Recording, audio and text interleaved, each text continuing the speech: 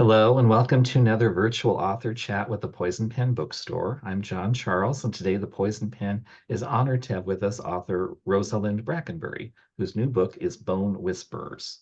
For those tuning in, the Poison Pen does have copies of Bone Whispers on order, and we would be delighted to hold one for you or put one in the mail. Just give us a call or go online to the Poison Pen Bookstore. And now I would like to welcome author Rosalind Brackenbury. Yes. I call Roz. Rosalind, yes. Thanks. Well, it's nice to be here. Thank you for inviting me. And it's always a pleasure to talk about a book once it's written. So I'm happy to be doing it. Thank you. Before we get into your new book, what can you tell us? What would you like to tell us about Rosalind before you became a published writer? Well, I was published fairly young, actually. So before that, I was Mm. sort of a young person trying to write. I've always done it all my life. My first book came out when I was about 26 or 7, uh, Wow. long time ago. So it's been a sort of patchy progress since then, as writing often is. But it's what I sort of wanted to do it all my life. So Okay. it's been there pretty much forever. Yeah. But you did actually go to school and got a degree in history, is that correct? Yeah. Was the idea to teach, or you just wanted to write and that was a Well, I wanted to write, and I wanted to read English actually, but my parents thought that you didn't need to study your own language. So I'd better do something that was, in their view, more sort of respectable, I guess. Although a lot of my friends were doing English. But history has actually been really useful to me, as I've, used it in fiction quite a bit. Yeah, it actually comes into play with your new book, Bone Whispers, because it's kind of a dual timeline story. What can you tell us about the book? Well, it is, as you said, a double timeline. Set in 2016, in the nearest to the time to the present, which is actually when I started writing it, and which is before the election of 2016 and before Britain went for Brexit and moved out of Europe. So it's like that era is sort of poised on the edge of change, I think. And then the earlier era is 1952, when the protagonist is just 10. That's shortly after the end of the Second World War, and it takes place in England. Um, and yes, the history comes into it because the place it happens in, which is in the southwest of England, in Dorset, is steeped in history of many people who've tried to invade there and all sorts of things like that. And currently, refugees and would-be immigrants coming ashore in small boats, which Well, the also book I'm sorry. The book right. kind of opens because your protagonist inherits a house and she's going there and they discover a skeleton. And I didn't realize that the cliffs there kind of every once in a while, I guess, broke off or fell apart or Yes, yes, indeed. It's happening really rather faster now, as it is in many wow. places, I think. They're quite soft, these sandstone cliffs, and crumbly. And the sea is definitely coming in. And so the beaches are getting narrower, But and the cliffs are crumbling pretty much every year now. Yeah. you had written something that I found fascinating. You said, what fascinates me as an author about juxtaposing history and contemporary stories is the idea that we all face very similar challenges in life when it comes down to it, but we deal with them in different ways because of the times we live in. Can you kind of apply that to the book? Well, yes, I think not that history repeats itself, but that similar situations come round. Mhm. And the aftermath of the Second World War in England was a particular situation in which people were still very poor, and the country was sort of wrecked, really. Um, and I mean, that hasn't recurred, but I think our reactions to history are very much, I mean, to what's happening at the moment, are conditioned both by our history and by the times that we live in the present. It never really actually repeats, but there are echoes. I see it as a sort of spiral, actually, rather than a circle. Hmm, that's Yeah. interesting. I think you've also kind of spoken about how Bone Whispers to you is exploring what it means to be English and how you can only really, I guess, look at your own cultural heritage when you've left and then maybe come back. Well, I think so. Yeah. As you probably know, I've lived in the United States for quite a long time now, Hmm. and I'm English originally. My two of my brothers live in Australia. I talk with expat English people here from time to time, and we all have this kind of attitude to England of sort of loving it from a distance, but being able to see it more clearly than I think if you stayed there, if we'd lived there all the time. I think this is probably true of every country, actually, that if you leave it and go live somewhere else, you get a different perspective on it and possibly a clearer one than if you stayed put. Yeah. That's true.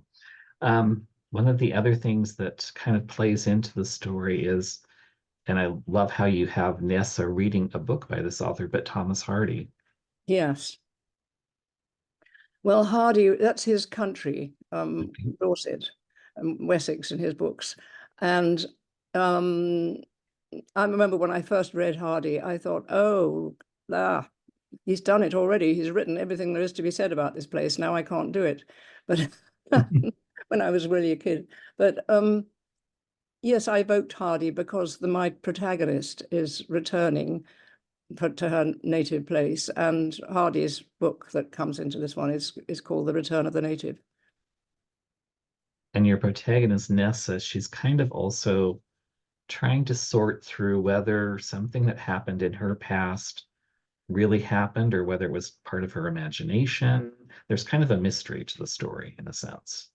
Yes, the mystery is a lot about connected with memory and the way that one remembers things that happened when you were pretty young. And her cousin tells her several times over that what she remembers isn't actually the case, that she's making it up. So she doubts her own memory until she becomes an adult. And then things happen which make her realize that they actually, her memory was correct and her cousin was in fact lying to protect herself.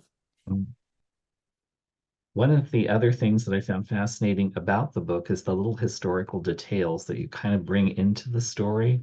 One example is I never knew that in England they took down all, if not most, if not all of the signs because they were afraid of the Germans invading and that people would give strangers misdirections. Yes, that was part of the wartime mystique and sort of put out by the War Office, I suppose. So as kids, we were very assiduous after the war to carry on doing that when it really wasn't necessary anymore. Yeah, that happened. Mm. What did you find was the biggest challenge in writing Bone Whispers? Was it writing two different timelines? Was it connecting them? What kind of did you really have to work on in the story? Well, yes, the two timelines was complicated. I have done this before in other novels, and I quite like the balance of past and present time, going back into the past from that perspective. But the challenge was how to do it exactly, whether to start with the 1952 timeline and move forward, or to whether to have it in retrospect. And I worked on that quite a lot with my editor's input, and I think it's come out the way it's as good as it can be, really. Yeah. Let's talk a little bit about your writing process because, at least to me as a reader, when I read Bone Whispers, the choice of words was very deliberate. It's a very almost economical. There's every word has to count in that particular book. And I'm wondering, since you've written poetry, does some of the things that you do with poetry influence your novel writing? Is that where it comes from? Is it just circumstance? I think it is connected with poetry because Yeah, in when you're writing poetry, every word literally does have to count. yeah. And you not consciously, but I think you learn how to choose words very carefully. And so that when you're writing something else, if there's an extra word, it sticks out and shows. I was also told I was on a long time ago now, a workshop with Michael Cunningham, the American writer, who told me, do you know you say everything beautifully and then you say it again. So you can cut out every other sentence. And I've never forgotten that because it was actually very useful advice. And I looked and I thought, oh my goodness, I do that. I say something and then I say it again just to make sure that the reader has understood. I don't cross out every other sentence, but I do look very carefully to see if I've stated something twice now. Does your novel writing skills, the tools that you acquired, find their way into your poetry at all? Well, actually, I started writing novels really before I wrote poetry. Poetry always seemed to be a little bit of a sort of escape or a relaxation compared with novel writing. And I grew up thinking that, that novels were the thing, and the longer and fatter they were, the more impressive, which is difficult. I no longer think that, but so poetry has always felt easier. It's, you can write a poem in an afternoon, whereas a novel might take you 10 years. Hmm. I mean, poetry can also be rewritten and rewritten, but it's like a sort of lighter craft to me, anyway. That's fascinating. Um, let's talk a little bit further about your process because you wrote something that I thought was apropos to Bone Whispers, but also could be applied on a larger scale. You said a story like a human skeleton has to be pieced together to make sense of it. Is that how you write your novels? Are they kind of in pieces and you put them Yes, together like a skeleton? more or less, yes. I coined that simile for this book, but I realize it is true that I tend to be fitting pieces together to make a pleasing whole, and it's quite pretty hard to do, Yeah. You've also taught writing. You've taught at the college level. You've written a book, the novel In You. What advice would you give to aspiring writers? What's the first thing you would tell someone who says, I want to be a writer? And just write Okay. to start with, because a lot of people want to be writers, but they don't actually want to sit down and write. They want to have been a writer Yeah. or to achieve the success. But no, seriously, I think quite an important thing is to just keep going. And I do say this to people on a regular basis and classes. Don't start correcting yourself until you've got the whole first draft down, because otherwise you won't get to the end. Just keep going, and do it every day. I mean, Annie Dillard once said to me, as she here lived in the same place as me, the novel lives in that room. You go into the room and you go in with a chair and a whip, and you have to tame it, which I think was a wonderful simile, but or metaphor maybe. But you go back to it every day, and just sit down and write something, and don't be too critical, and suspend your critical judgment until you've got to the end. Hmm.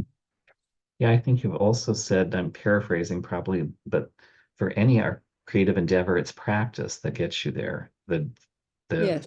process of doing something, whether it's dance or painting or writing, you have to keep doing it to perhaps achieve perfection at one point.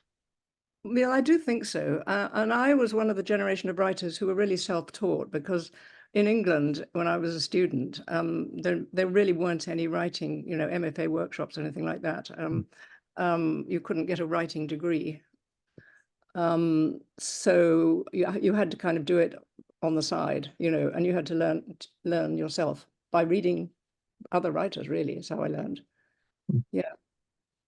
And one of the other writers that you've written about, and maybe you can talk about how she has or hasn't influenced you, is Virginia Woolf. Oh, she was a huge influence. Yes, I remember when I first read her, I was absolutely bowled over, and rather made the mistake of sort of trying to write like her for several years. But you learn something from doing that, I think. It's all right to have a sort of hero or heroine as a writer and try and be like them. But you have to move beyond it eventually. But I did learn a lot from her, and I still love her work. Yeah. What what can Virginia Woolf teach writers today, do you think? What is the message she could impart? Well, she once said that I'm the only woman in England who can write what she likes. So she really had an advantage of owning a publishing house, and great freedom from that. But for that, but what can you? Well, I think that she really just struck out in new directions, like writing a novel which takes place in a single day, Yeah. example. You know, she was a modernist, and she was inventive, and she wasn't frightened to do a very unusual thing. And I think that's very exciting for a young writer to find out. I remember reading The Waves. It was the first one I read, I think, and I was on a bus in England, and I sort of forgot to get off almost. And I was thinking, oh my goodness, you can do this, can you? This is allowed. It was enormous freedom to sort of expand what I thought writing was. So I guess in a sense, it's write what you want to read or write what you want to write. Don't write to the market necessarily. Well, I think it's hopeless to write for the market because you never know what it is. Yeah, If you're not writing for the market, by next year it's changed into something else. Unless you do a genre, of course, and that's different, but that is possible to write for a market. But with fiction, literary fiction, I don't think anyone knows really what's going to happen next. that's true. You have been writing for quite a while, so you have a lot of knowledge that you've gained. What has surprised you about the business of publishing? Oh, it's changed hugely since I first started being published. Okay. Um, I mean, it used to be quite a small thing, a much smaller industry because there were fewer writers, because we didn't have computers. And I think partly the sheer labor of typing things out sort of 3 or 4 times on a typewriter stopped a lot of, a lot of people didn't want to do that. It's easier with a computer. And also publishing, there've been enormous changes, and it's probably still evolving. People say that it will grind to an end when everybody's on Kindle. Not at all. Books won't exist. They still do. There are all sorts of predictions made that don't actually come true. So I really can't think what publishing is going to do next. But as long as we can still get books out there, I like physical books myself. Yeah, there's actually been an uptick in demand by younger readers. They're moving away from So digital towards physical print that's books. interesting. I didn't know that. Yeah. I'm quite happy that readers read on their Kindles and digital devices. I mean, that's fine, but I don't want to. It should be a choice. Yeah, it shouldn't be an either or, but you should have the option. I think one of the things that you might agree with or disagree with in publishing is that how things come in cycles. Something's in fashion 20 years ago, and then it fades out of the way, and then it comes back again. Maybe slightly different, but essentially at the core, it's the same kind of thing. Yes, I think so. And it's always very exciting when somebody who was completely forgotten for decades suddenly springs back into print because somebody found them. I think that's wonderful. Yes, I do think that's true. You get a kind of second wind. What about you as a reader? You mentioned Thomas Hardy, Virginia Woolf. Are there other authors, other books that throughout your life have kind of served as touchstones for you as a reader and maybe as a writer? Well, a lot. I do read a lot. I'm rather sort of an addictive reader. People who've been important to me, writers who've been important to me, Michael Ondaatje enormously. And I love the work of Anne Michaels, who is also Canadian. Michael Cunningham, too. Gosh, there's so many. I don't know where to sort of end this, but I'm just rereading Shirley Hazzard at the moment, and Oh, she's a yeah. beautiful writer. Yes, I quite often just go and pick a book out that I have and reread it, and think, oh yes, well, of course, Tolstoy. I mean, huge. Mm. War and Peace. I've read it twice in my life, and it had struck me completely, overwhelmed me both times. Yeah. Um, in addition to writing books, poetry, and things like that, I believe you're doing something called Substack. Yes, Or I am. Yeah. for those that may not be familiar with that, what exactly is that? Well, Substack is the most accessible and user-friendly way of being on social media, I think, because it's very well, as I say, it's easy to do. A lot of writers seem to be on it these days, so you can also get to read very interesting people. And I just sit down and do one every Sunday morning on some aspect of writing. And recently, my daughter's been illustrating them, which has been nice. Hmm. Um, yes, I'm not a big fan of social media because it mystifies me, frankly. But Substack is pretty straightforward, and you also don't feel you're going to be bombarded with, advertisements and Mhm. publicity of all sorts. Yeah. So other than Substack, do you have a website? How can readers find out more about you? I do, and it's rosalindbrackenbury.com. Yes, do look at it. Now, I know you've mentioned you've been writing for a long portion of your career and your life, but you've had some interesting jobs along the way. You worked as a deckhand, I believe.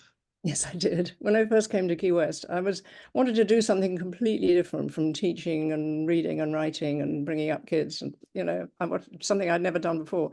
So fell in love with the schooners that went out of Key West every evening, and actually wrote a novel about this whole experience as a deckhand. I wasn't a very good deckhand, but I did do it for a whole season, a bit more actually, on a beautiful schooner called the Wolf, which sails out of Key West, or used to anyway.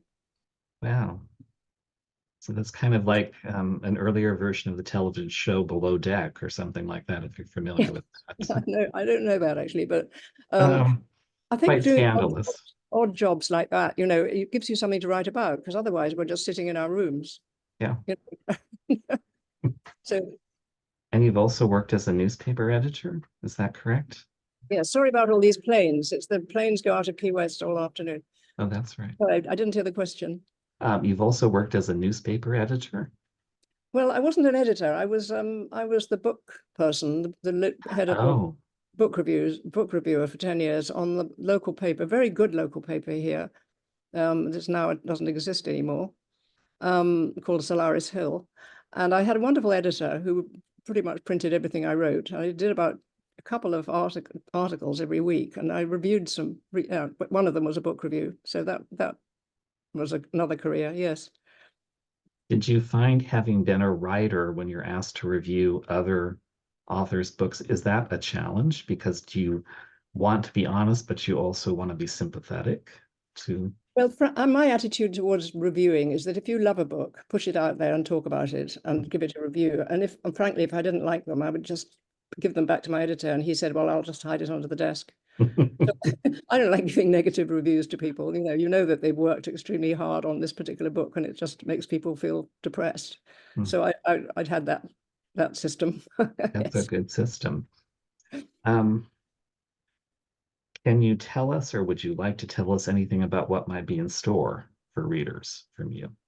Well, I'm not sure whether I'm going to jinx it, but my Feel agent free just to let it remain a mystery. my agent gave me a challenge a few years ago, just before COVID, actually, saying, I bet you could write a mystery. I mean, this one is a mystery, as you say, No. but actually a deliberate mystery in which there's a murder and you have to find out who did it.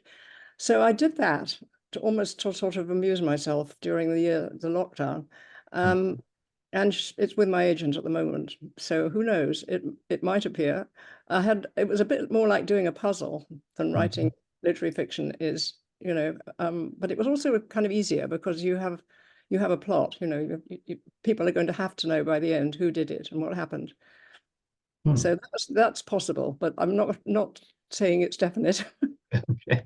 Are you a reader of mysteries in addition to everything else that you Well, read? when she said this to me, I thought, what, me? I don't write mysteries. And then I started reading mysteries. And yes, I do read mysteries now. And I didn't since I was a teenager. Hmm. But I'm particularly hooked on the series by the author of Harry Potter, who does she's Oh, Galbraith, Gail Kenneth. Gilbraith on Yeah. her series. They're great. My brother and I spin them back and forth between each other. And which teaches me that the characters, I mean, the nice thing about it is the characters are really more interesting than the plot. But the Yeah. plot has to exist for them to do stuff. But the characters have to be there. So that's I always like writing character. Yeah. Hmm. Yeah, I think that's an important point for mystery readers. You can have a one-off, a book like Gone Girl that thrills them, but readers want to come back to the same characters, so you have to dedicate equal amount of time to developing them as interesting Yes. people. Yes. I mean, sometimes you read a book and you think, well, I actually don't care what happened. Yeah. Sorry. Yeah, that's true. I can't believe how quickly our time has flown by. We've been very fortunate to have with us author Rosalind Brackenbury, whose new book is Bone Whispers. Before we leave, can you tell us just a little bit more about the book, what readers can look for in it? Oh, sure. Well, it's set in a place that I know and love, so that the setting was a pleasure to do.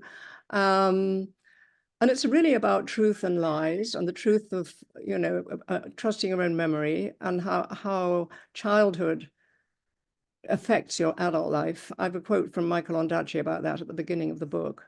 Um, how we change inside, but there's always that child that we were as well. We change a lot on the outside, of course, but I think that people carry I mean, it sounds a bit of a cliche, the inner child and everything, but I think essentially we don't change. There's something about us that was formed, before we were 10 years old or so. So it's about that. It's also about Brexit and immigrants and the politics of the Second World War and a love affair, all that. Yes. There's there's a lot packaged very neatly into one book, put it that way. Before we go, I do want to just ask because it fascinated me. The title is so apropos because it really kind of gives you a sense of what's going to happen. Was that the first title that you and your publisher came up with, or did Well, it? no, it was actually my agent who came up with that. I had all sorts of other titles, and she said, I know what we should call it. And I thought, really? Um, so she was right, obviously. Yeah. Yeah, Yes, no, it kind of it gives you a sense of what's going on. It also kind of underscores the whole theme, how skeletons and bones can speak truths later yes, on.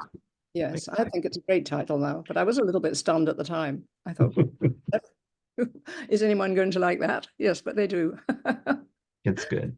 Mm. It's a fitting title for a wonderful book. We're very fortunate to have had some time with author Rosalind Brackenbury, whose new book, Bone Whispers, will soon be available in bookstores or libraries near you. I'd like to thank the author for taking time to be with us today, and for those tuning in, thank you for joining the Poison Pen with another virtual author chat.